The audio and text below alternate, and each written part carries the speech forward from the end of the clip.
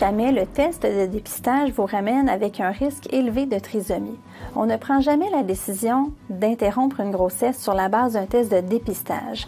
À ce moment-là, il va falloir continuer avec ce qu'on appelle un test diagnostique. Le test diagnostique sert à aller chercher des cellules directement autour du bébé pour vraiment analyser ses chromosomes à lui de façon certaine.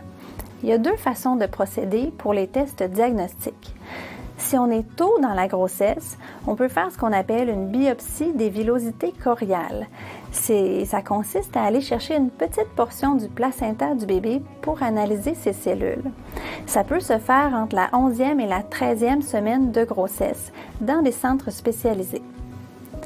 Sinon, l'autre procédure s'appelle l'amniosynthèse.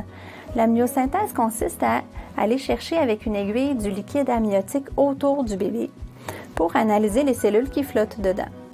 Ça prend quelques semaines à avoir un résultat définitif. On peut procéder à l'amniosynthèse à partir de la 15e semaine de la grossesse quand il y a assez de liquide autour du bébé. L'amniosynthèse et la biopsie des villosités choriales peuvent toutes les deux amener un risque de fausse couche de l'ordre de 1% pour la biopsie choriale ou de 1 sur 200 à 1 sur 400 pour une amniosynthèse. Donc évidemment, on ne va pas prendre le risque de déclencher une fausse couche pour un risque faible de trisomie.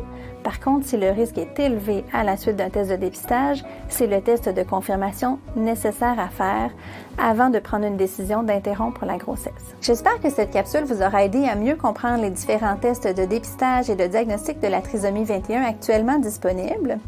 Avant d'entreprendre tout test que ce soit, par contre, il est important de se questionner comme couple sur ce que vous choisiriez de faire advenant des résultats anormaux. Sachez que si les résultats ne sont pas rassurants, le professionnel qui suit votre grossesse saura vous accompagner dans la démarche et vous référer au besoin vers une équipe de généticiens ou d'obstétriciens pour faire les tests supplémentaires et vous accompagner dans ces démarches.